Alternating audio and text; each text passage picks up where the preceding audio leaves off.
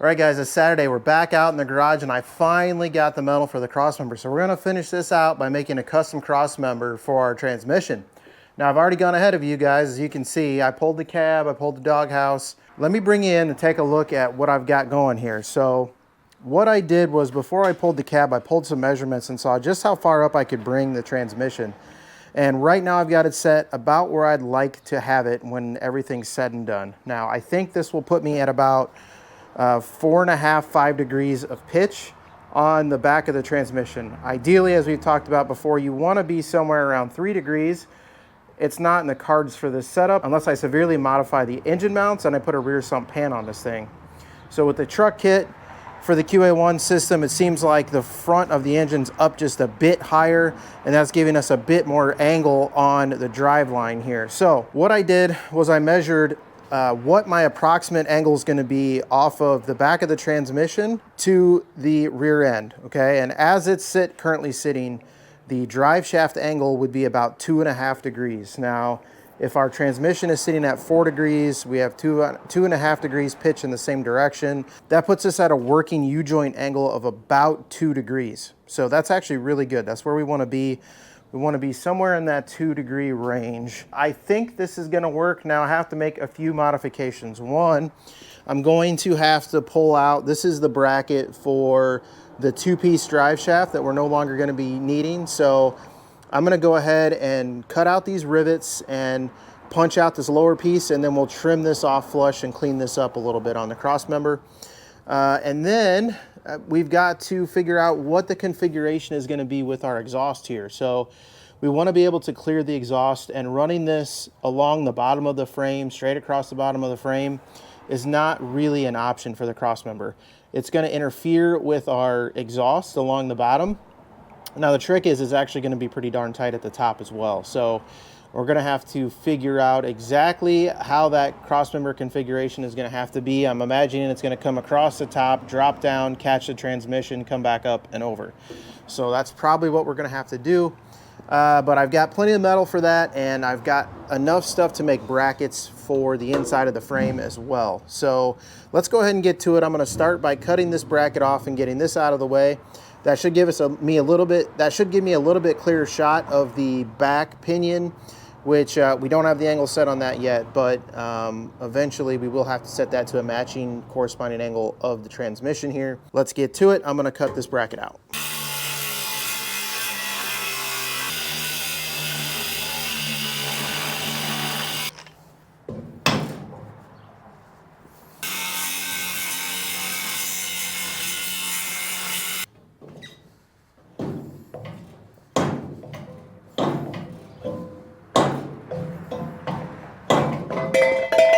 All right, I got our bracket cut out here, and I actually used my piece of exhaust pipe here just as a quick kind of mock-up to make sure we've got plenty of clearance for a drive shaft. The next thing I need to do here is lay out how we're going to build out this crossmember. Now, as I said, I think we're gonna run that crossmember tight to the top of the frame here, angle it down to our bracket, over, angle it back up, and then tie it across. I think the best option here is gonna be to keep the crossmember up high. We're going to make a couple brackets for it to sit inside the top corner of the frame here. And it's going to bolt through those brackets, and then it'll bolt to our mount down here at the bottom of the transmission. So I've got my transmission crossmember at the appropriate height, and how I established that was before I pulled anything off the truck. I had the original crossmember in here, and I jacked the tail shaft up where I wanted it, and I measured off of that crossmember up to the top of our mount here and determined how high that was off the top of the crossmember. I pulled everything off the truck, and I re-jacked up the tail shaft to that same height, and then I pulled the original crossmember out. You can't really use the tail shaft angle as a good point of reference because all of the weight that we pulled off is going to spring the front end up just a little bit and create even more angle here than what we previously had. So that's why I based it off of a measurement that was relative to the frame of the truck before I did anything else. So I've got that measurement, and I've got the tail shaft set right where I want it right now. So from there, what I've done is I measured the height to the top of the frame here on both sides, and then I measured the height to our mounting hole here. so that I know from where our mounting hole is, I know the difference between that point to the top of where I want my cross member to sit. So one thing to consider here when building this out is that the entire driveline in these den side Fords is shifted to the passenger side, so it's not centered in the chassis. We know that because the rear differential is offset to one side, right? And if you strictly look at the engine, you know, you've got the top of your exhaust manifold really is sitting right over the top of the frame here. If you look over there, we have inches of clearance on that side. Why is that important to know? That's important to know because when we're designing this crossmember, we need to know that the transmission is going to be offset, that means that the crossmember is going to be directional if it's angled in any way. You want to be sure and take every measurement here, so like measurements from the frame over to our bracket here on this side, frame to bracket on this side, before we start to design anything up. So I already have determined the mounting point of the crossmember to the top of the crossmember and determined what that difference is. I've determined the width here. I just measured across the frame and I took about a 1/4 inch out of that measurement so I'd have some room to operate. And then the other thing, so the next thing we need to do is kind of determine what widths we want everything at here. So coming off the frame, to make sure that I clear the exhaust on this side, I know that I want this piece over here to be about 13 inches. So I'm gonna go ahead and start writing this down and taking some measurements. I know that I'm gonna want the mount that this sits on to be, let's call that 7 inches. And then over here, to clear our exhaust, we're gonna want this to be about 10 inches. Okay. So I'm just establishing all of my different measurements here. And what I'm gonna do is I'm actually gonna lay this out on cardboard first and measure this all out, cut it out, and then we'll stick it in here and see exactly what that's gonna look like.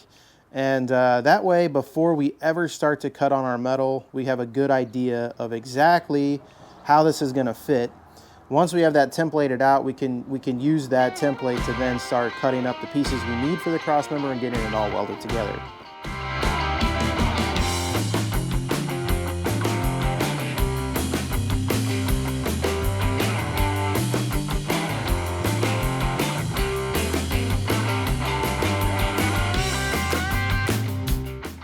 All right, all that drawn, here's what we came up with. You can see, as I said before, it is offset to one side. Let's come over here to the truck.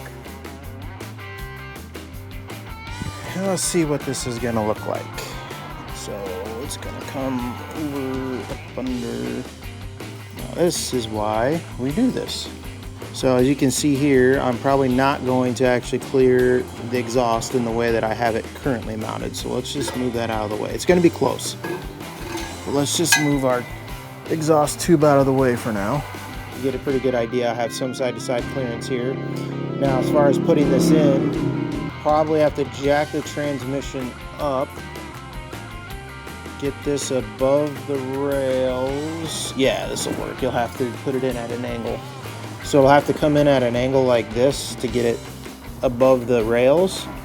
And then once you're above the rails, you can come straight up and drop it into place like that. So that's gonna work pretty darn good there. All right, now I'm gonna go ahead and take this template and convert it into the pieces that I need out of this 1.5 by 2.5 inch rectangular tubing.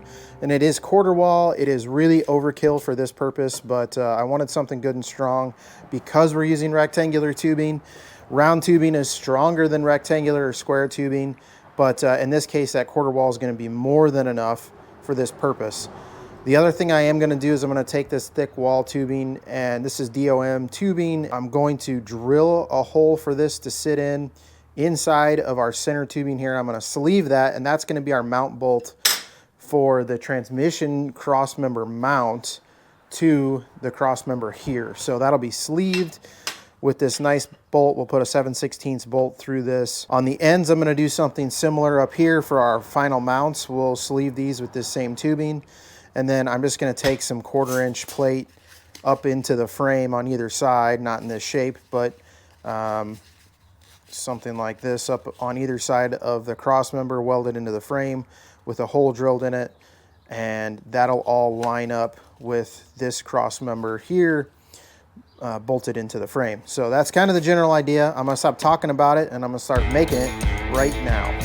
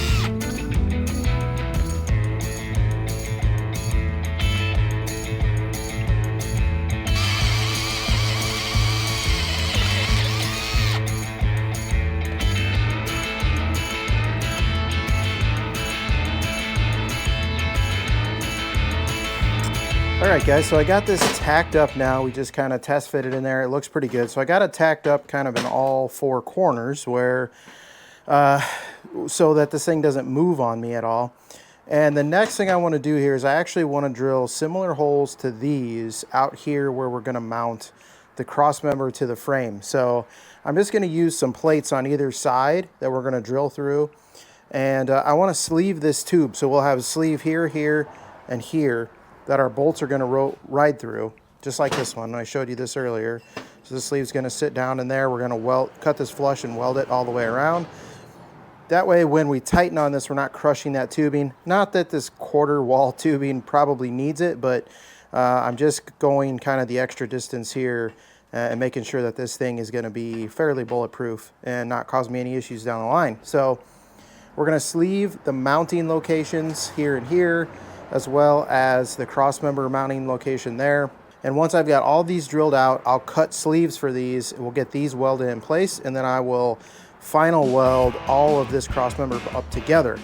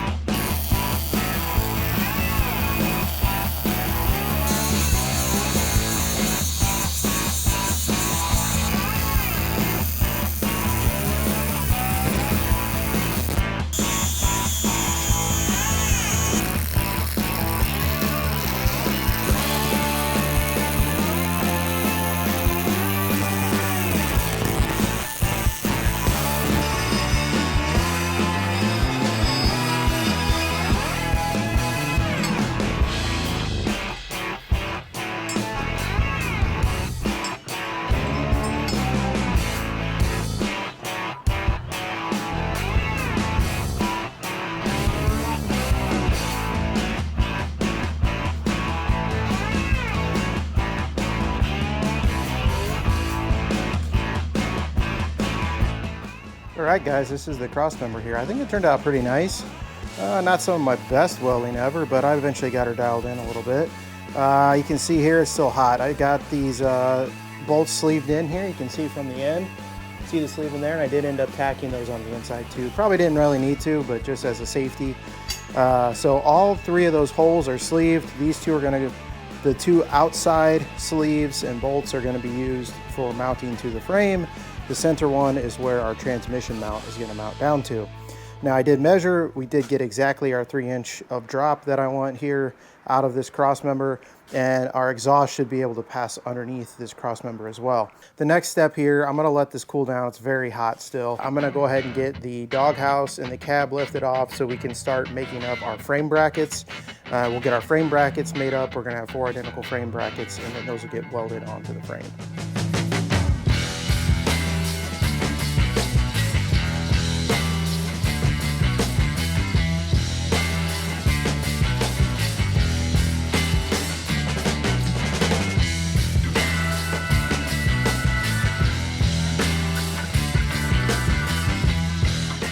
All right, I got the cab off, and I'm gonna go ahead and stencil out some brackets for the inside of the frame here. I'm gonna try and keep these as simple as possible. So they're not gonna quite go all the way to the bottom because I wanna leave a gap for fuel lines on one side, brake lines on the other. So we'll run those to 4 inches. Just gonna be really simple because I already have some 4-inch strap. So if I make them 4 inches on either side, that actually is gonna help out immensely. And then they just need to be, let's see, not quite 2.5. So we'll probably go 4 by 2 3/8.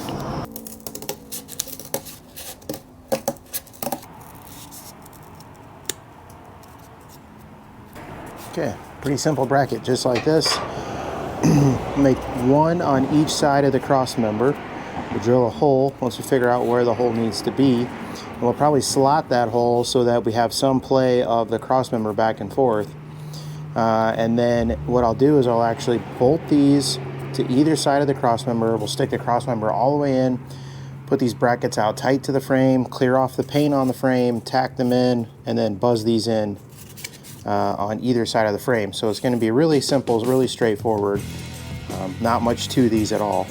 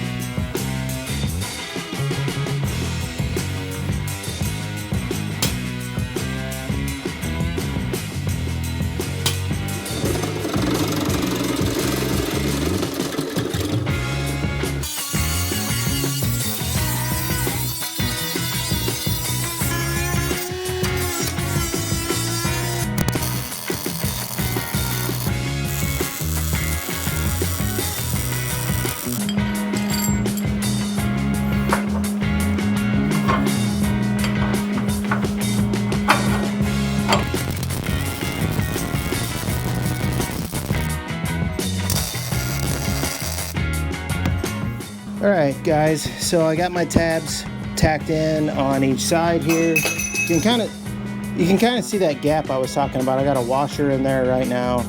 Just gives me a little bit of extra space in there. When we go to tighten this thing down, we'll tighten it up, and I don't know that it'll pull that completely tight, but this thing is in there really good. Doesn't have a lot of play in it or anything like that. So yeah, you can see here what we've got going for a cross member now. Pretty happy with this. I think it's going to work out pretty well. It's a little bit tight getting this bolt in and out. I should have probably sleeved this up just a little bit higher than what I actually did. So what I'm going to do next is I'm going to go ahead and pull the bolts out of either side here. I'm going to drop the cross member down, take it completely out, make sure we can take it completely out, put it back in, reinstall it, make sure everything comes apart, goes back together easy. If that's the case, we'll go ahead and weld these tabs up, and that's going to be it for tonight.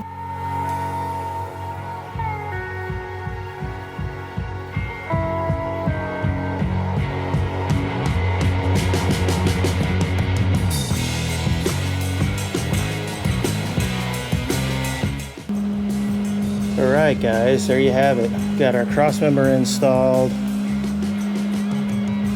I may have to come in here and trim this up a little bit. This is the rubber bushing here. It looks like it's actually might be making contact with my cross member here, but I can trim this back a little bit, give me just a little bit of clearance there. I should have maybe made this middle section a little bit wider, but I really wanted to give myself as much clearance as possible for the exhaust tubing to come through here. And we've done that. You know, I think we're going to be able to make this work. The exhaust is going to come down just a hair more from where it's at. And we can always just step this down just a little bit to get it through here and underneath the cross member with the X pipe. So I'm going to go ahead and finish up that welding off camera, guys. That's going to do it for tonight. I got a little bit more work to do, and as you can see, I got a giant mess to pick up. I'm really getting sick and tired of taking the cab and the doghouse on and off and on and off. This is really just a product of my work environment here, not being able to really spread out since I'm only renting half of this garage. But I will say we're very close to being nearly done with that situation. So it's going to have to get through here another couple weeks of doing this, where we're going to be doing the exhaust, finishing up the brake and the fuel lines. But we're very close, because those are the last few things we need to do before we can start to think about permanently mounting the cab up. Now, before we do fully permanently mount the cab up, we're going to do all the firewall work, get that all knocked out, and do some of the outside body work here on the back of the cab where we ground down this weld line. We'll put a little Bondo in there just to clean that up a little bit, sand it down. We'll spray the back of the cab here. If you look at the back of the cab here, this was never actually sprayed. So when this truck was resprayed, they did it with the bed on, and you can just see the primer here, all through here. Look how thick the Bondo was. This truck was just garbage, even back when they resprayed it. So I think what I'm gonna do is I'm just gonna go ahead and just spray the back of this brown again. You're not gonna see it anyways, but we'll clean this up. I'll put a little bit of filler in down here on this weld line, sand that up, and then we'll just spray the back side of this brown again. The bed will cover all that up anyways. I'll probably keep the blend line somewhere just right in here about where the top of that bed is, and it'll be what it'll be. Hopefully it will not be too terribly noticeable, and then we'll get the rest of the grinding work done on the floor in here. We got to do some grinding down around the door jambs, and then we're gonna paint the floor, paint the kick panels, and just polish the rest of this up. And then we got to do insulation on the floor, finish the firewall out. So quite a bit of work still to do on the cab, but I am going to finish the chassis first. So we're getting there, guys. We're getting there. Slowly but surely, we're checking things off the box. And this is exactly what I'm just trying to convey in this throughout this whole process. Is just one piece at a time, guys, one day at a time. If you work on your projects every week, just 30 minutes, an hour, 2 hours. Now, I'm obviously putting more time in every week than that.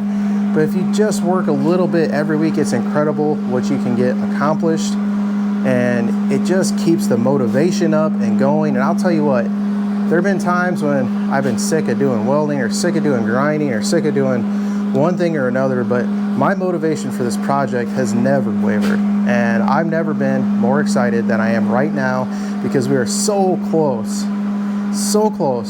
to having the bed the chassis permanently mounted, and we can start doing some of the finishing touches. Now, I've got a special request from you guys. There's one thing I have not been able to find locally or nearby me, and I'm hoping maybe one of you guys can help me out. I am in need of a piece of bedside trim, just not the racetrack, full-blown racetrack trim that goes all the way down around the fenders, just the trim that slots into the bedside here.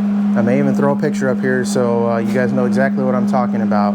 I need the driver's side trim for the bed. I've got all the rest of the trim, the cab corners, the fender trim. I'm just missing the standard dent side driver's side trim. I don't care what length it is. It could be a long bed, it could be a short bed. I'm gonna have to make it custom fit to the bedside anyways. If you've got one, hit me up in the comments, or you can send me an email, cody.builds.usa@gmail.com. I'd be happy to send you some money for one, send you some money for shipping to get you to send me a piece out. I'm looking for one. Maybe you guys can help me out. All that said, guys, you know the deal. If you don't work on your projects, they will not work on themselves. Get out in the garage, get building, and I'll see you on the next episode of Cody Builds.